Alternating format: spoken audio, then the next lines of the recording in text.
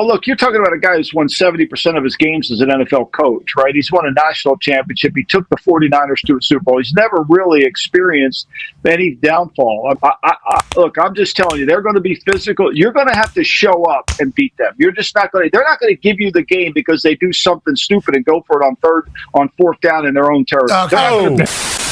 Your early impressions here of Coach Harbaugh. He's a competitor. He's done such a great job taking this team and getting them to where he wants them to go. He's won wherever he's at. He's a guy that everyone wants to follow and play for. So we're really excited to get to play for him. Welcome on in, LA Chargers fans. I am happy to have you. RFF is happy to have you. There has been a lot of news that has been coming out of the mandatory minicamp. Some impressive things with your wide receiver core, some development and some players with the wide receivers. I understand that there was a rookie last year that you weren't very fond of, so we're going to see about his development on this upcoming season. And then we have a running back room, but I feel is not getting the attention of the NFL. This running back room is a massive upgrade on what you guys have had, not just last year, but years prior. And I might be the only one that might think that, but this is an actual NFL championship pedigree backfield, and I will definitely love to explain myself a little bit further at that point. And then your head coach, right, Jim Harbaugh, he has come out on a limb and he has given us the starting offensive linemen that are going to be starting out the season, or this is what's going to be going into training camp, if anything. So I want to talk about that, and I want to find out where you guys are all at with that. And then lastly, we need to talk about the fact that you guys are in 8.5 wins for the betting community.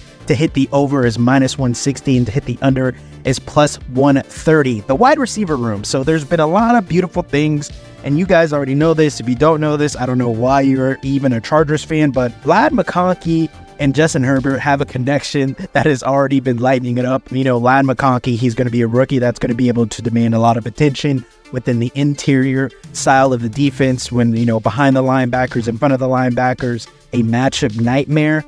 And his beautiful gift is his separation, his speed, his quickness, his low center of gravity. And so the simple fact that this is a security blanket, Keenan Allen was definitely a security blanket for Justin Herbert.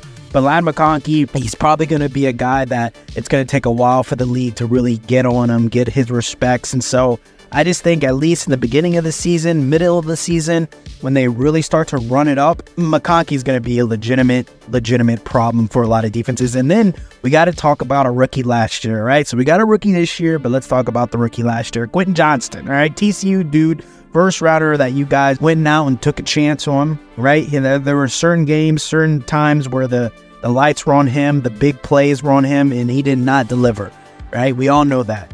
He was a rookie. And I understand that's not an excuse. When you hit the NFL, you're an NFL player, you're a pro. I am banking on the upside of Quentin Johnston. I'm banking on the simple fact that he is going to get better. There has been interviews of him speaking, a press conference that is him speaking, saying, yes, he has gotten better. And yes, he saw everything that we talked about last year about Quentin Johnston and everything that the fan base felt about Quentin Johnston, he saw it all, right? And so he's gotten better. He wants to get better.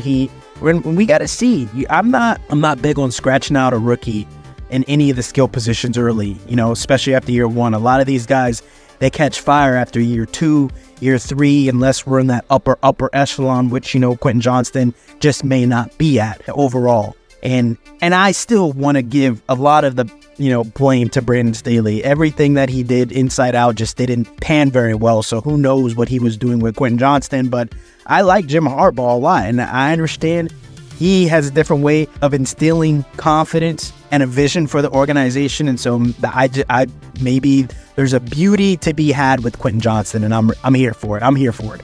And then I want to talk about, like I told you guys, championship pedigree backfield. And I know that that really might sound hyperbolic, but it's not. J.K. Dobbins, right? Former Ohio State running back.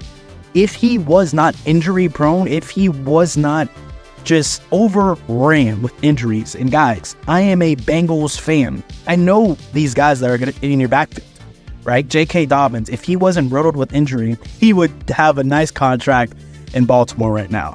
And I'm not saying that to say, okay, well, we got an injury player for the Chargers, so what good is he?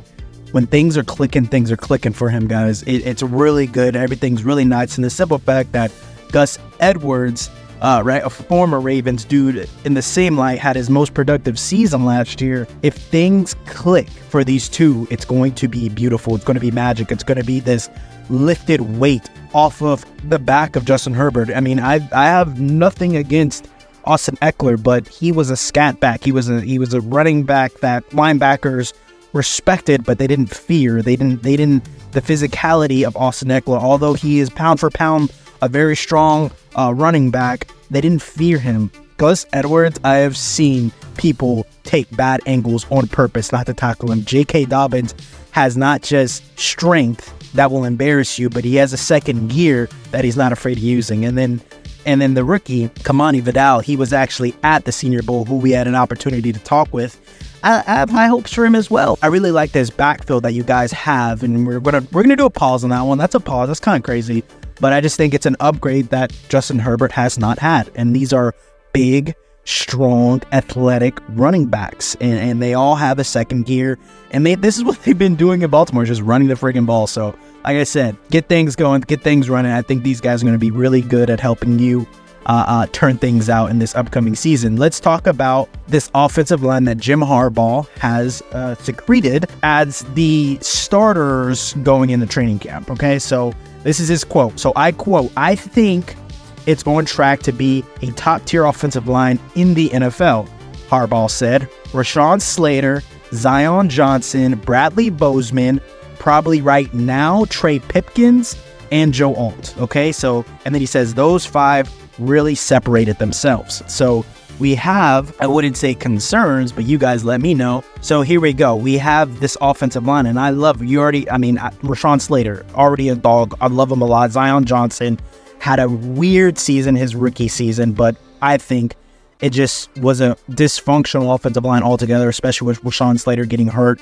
for a little bit of it. Bradley Bozeman, who I think is an underrated center, coming from Baltimore, another dude that I know very, very well of. I think he's going to be a very, very important piece for that offensive line. And then Trey Pipkins and then Joe Alt, like we all saw draft night.